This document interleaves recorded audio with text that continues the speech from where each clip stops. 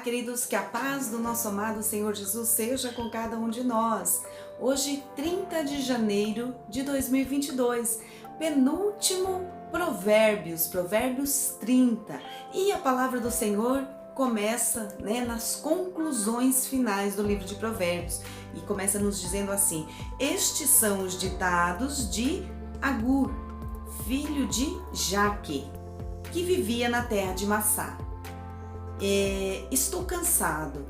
Ele começa a dizer: ó Deus, estou cansado, ó Deus, estou desamparado. Então começa este capítulo 30 como um relato, de Agur, que estava ali expressando tudo aquilo que estava sentindo o seu coração. E ele continua dizendo aqui, sou o mais tolo de todos, não tenho o entendimento de um ser humano. Não consegui entender a sabedoria, nem consegui entender o santo. Nós podemos ver nesse relato de Agur, muitas vezes nós podemos nos identificar em algum momento da nossa vida, aonde também nós respiramos fundo, damos aquela suspirada dizendo: não entendi nada, ou não entendo, ou não compreendo, principalmente relacionados às coisas espirituais, muitas vezes aos rumos que as coisas vão tomando, um passo que a gente às vezes fala assim: não estou compreendendo, Muitas vezes falamos com Deus, oramos, buscamos direcionamento e parece que a resposta nunca vem. Mas parece que caminhos se abrem e nós vamos andando, muitas vezes sem compreendermos o porquê das coisas, Agur era alguém que, como eu e você, também já teve conflitos. E ele começa a relatar aqui, neste capítulo 30, falando: não consegui entender a sabedoria, nem consegui entender o santo. Quem subiu aos céus e desceu? Ele começa a perguntar. E quem já pegou o vento com as mãos? Quem já embrulhou a água num manto? Quem marcou os limites da terra? Qual é o seu nome? E quem é o filho dele? Se você sabe, quem é? Ele começa a fazer um monte de questionamentos, um monte de perguntas. Então ele diz aqui, cada palavra que Deus falou é verdadeira, Uma frase de afirmação. Cada palavra que Deus falou é verdadeira. Ele sempre protege aqueles que nele confiam. Glória a Deus por isso. Se você confia no Senhor, saiba que você tem a proteção do Pai sobre a sua vida, porque a palavra de Deus nos afirma isso em N passagens. Sempre o Senhor ali, trazendo a nossa memória de que aqueles que confiam no Senhor têm a sua proteção. Ele continua dizendo aqui: não acrescente conselhos e ordem às palavras dele. Se você fizer isso, ele o repreenderá, mostrando a todos que você é mentiroso, Nós não podemos jamais falar nada além daquilo que a palavra de Deus nos instrui, Tudo que passar disso, diz o apóstolo Paulo em uma das suas cartas, seja anátema, Então nós temos que sempre falar aquilo que Deus traz na sua palavra, E se o Senhor nos revelar algo, que assim nós tenhamos temor no coração para transmitirmos aquilo que Deus está revelando. E ele fala aqui: Deus, eu peço apenas duas coisas para a minha vida nesta terra. Então ele fala: peço apenas duas coisas. Talvez você também um dia já se achegou ao Senhor e disse: Senhor, só te peço isso, Ou eu tenho duas coisas a te pedir. Senhor, tenho três coisas a te pedir, Muitas vezes nós nos achegamos ao Senhor e realmente fazemos questionamentos, mas também pedimos ao Senhor. E aqui ele fala: não me deixe ser falso e mentiroso. Então ele fala: Senhor, preserve a minha língua, para que ela sempre fale a verdade, para que sempre haja verdade nas minhas palavras. Ele clama ao Senhor pedindo: não me deixe ser falso e mentiroso. Esse é o primeiro pedido. Além disso, não me deixe ficar muito rico. nem muito pobre. Olha que frase interessante que Agur relata aqui ao Senhor. Ele fala, né? Não me deixe ficar nem muito rico, nem muito pobre, né? O porquê, Jane? Vamos ler na continuidade o porquê. Ele diz aqui, dê-me somente aquilo que realmente eu preciso. Então, quer dizer, eu não preciso ser rico, ter em demasia, mas também, Senhor, não me permita passar pela pobreza, pela escassez. Porque Ele fala, dê-me somente aquilo que realmente eu preciso. Aquilo que me basta, aquilo que me é necessário para que eu sobreviva bem, para que eu tenha uma boa condição de vida. E ele continua dizendo aqui, pois tendo demais, o porquê ele não pede para ser muito rico?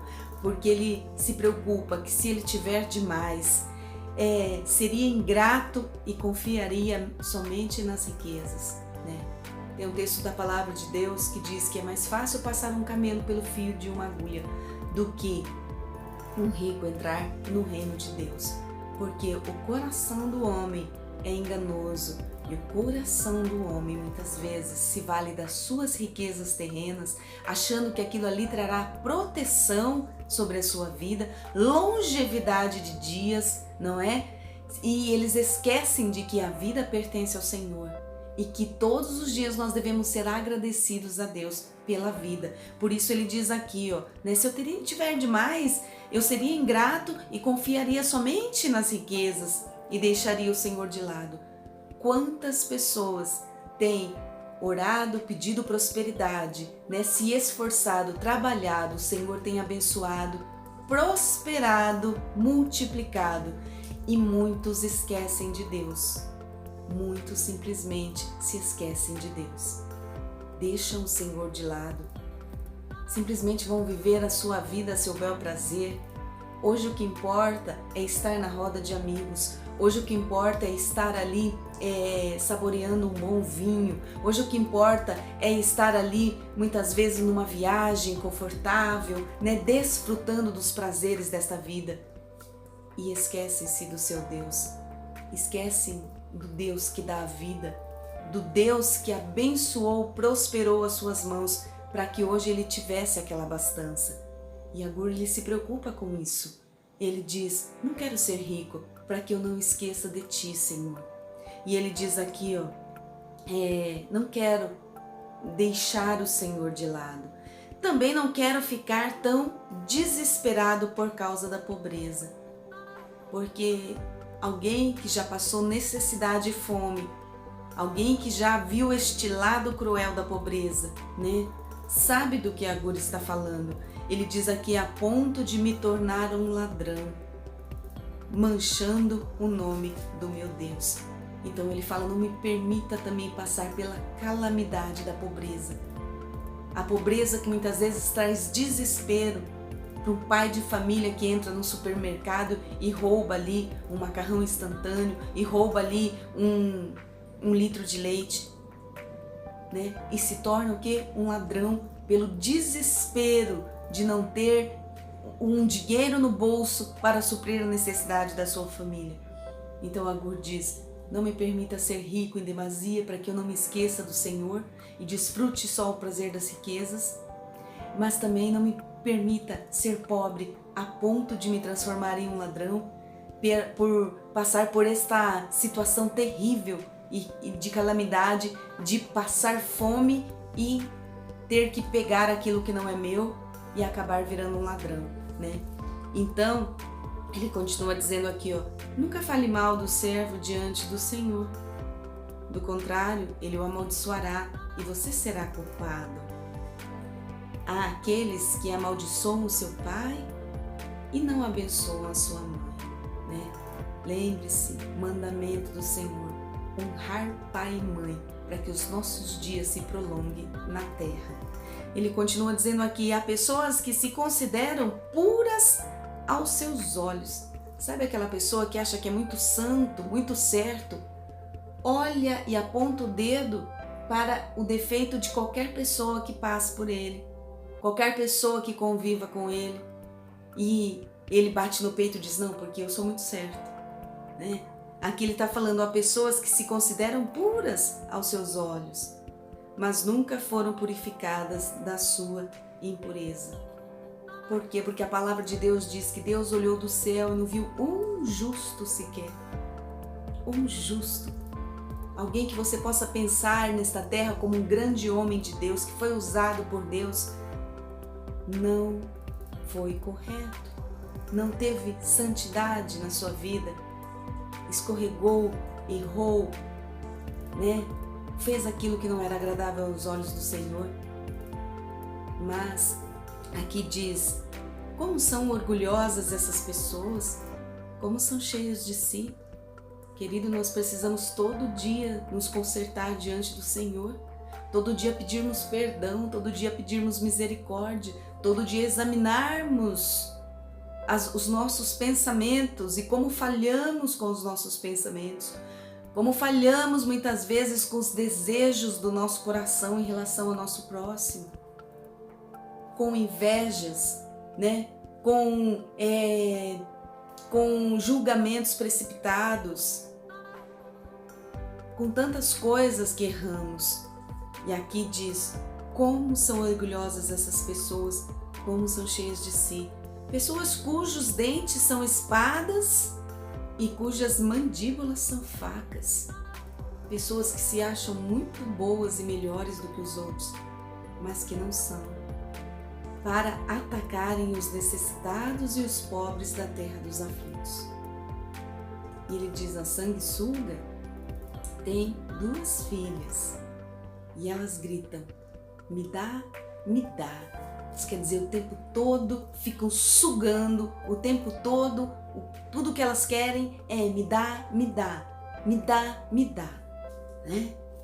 E ele diz aqui, há 3 coisas que nunca estarão satisfeitas. 4 que nunca dizem basta, né? As sanguessugas, elas dizem assim, primeiro, o mundo dos mortos, né? Por quê? Porque o mundo dos mortos, ele é insaciável. Todos os dias pessoas morrem nesta terra e são levadas para o mundo dos mortos. E lá sempre tem mais espaço para receber pessoas. Ali nunca fica cheio. Sempre tem mais espaço, sempre cabe mais um. Então, o mundo dos mortos, né? Faz parte de uma das 3 coisas que nunca estarão satisfeitos. O mundo dos mortos nunca se sacia. A mãe que ainda não teve filhos, porque uma mulher que não teve filhos, ela sente aquela necessidade dentro de si, ela tem essa necessidade, essa busca constante de querer ser mãe. Então ela vai durante anos incansavelmente buscando ali uma forma de poder ter este filho que é tão sonhado. A terra seca no deserto, sempre querendo mais chuva, porque cai a chuva, não serve, ainda continua seco, se cair de novo vai continuar seco, porque a chuva, a terra seca do deserto, sempre querendo mais chuva. E o 4 é o fogo, sempre querendo algo mais para queimar, né? Sempre precisa haver mais lenha ali para que aquela fogueira se mantenha acesa e que aquele fogo continue queimando. Diz aqui, os olhos de quem zomba de seu pai e despreza sua mãe ficarão cegos. Serão arrancados pelos corvos e depois devorados pelos filhotes de urubus. Há 3 coisas que são mistérios demais para mim. E 4 que não consigo compreender. O rumo da águia voando pelo céu. Nós nunca sabemos aonde a águia vai. Vemos lá ela, mas nunca sabemos qual é a trilha que ela vai fazer, qual é o destino dela. Outra coisa, o caminho da cobra se arrastando sobre a pedra. Se você vê uma serpente ali, ó, você nunca sabe qual é o destino que ela vai. Ela está ali, ó, caminhando apressada, fugindo, andando por aquelas pedras, mas nós não sabemos o caminho dela. O caminho do navio nas águas do mar. Você pode ver ali o rastro do navio, né? Mas você sabe qual é o destino final dele? E ele diz aqui, e o caminho do homem com uma mulher. Porque nós podemos até pensar, né? Poxa vida, que legal, que casal bacana, nossa, é admirável. E amanhã pode ser que tudo acabou, né? Então ele diz aqui, ó, que ele não consegue compreender, né? A quarta coisa, que é o que? O caminho do homem com uma mulher. Ele continua dizendo, é isso que faz a mulher que trai o marido. Comete o pecado e depois pergunta com a maior inocência possível: o que eu fiz de errado? Né? Ele meio que usa um sarcasmo aqui, falando isso. Faz errado, pratica o adultério e depois vem com aquela cara de tacho, querendo dizer, ué, eu não fiz nada? Então, ele continua dizendo, aqui há 3 coisas também que fazem a terra tremer. E 4, que ela não pode tolerar. Um escravo que se torna rei. Por quê? Abala as estruturas de alguém que se torna rei do dia para a noite. E pior, um escravo, né? Isso me faz lembrar de José. José no Egito, um escravo e presidiário que da noite para o dia é colocado como governador do Egito. Abalou aquele reino, abalou as estruturas daquele país. Então fez o Egito tremer. O escravo que se torna rei. O insensato que tem fartura de pão. Por quê? Porque você não compreende uma pessoa que é tão insensato nos seus atos, que é tão insensato, que tem um miolo mole, como diz o ditado, e o cara tem fartura de pão. E o pior, não vai usar aquele dinheiro pro bem, porque não tem cabeça boa para fazer bom uso daquilo. Então, ele diz que isso também ele não compreende.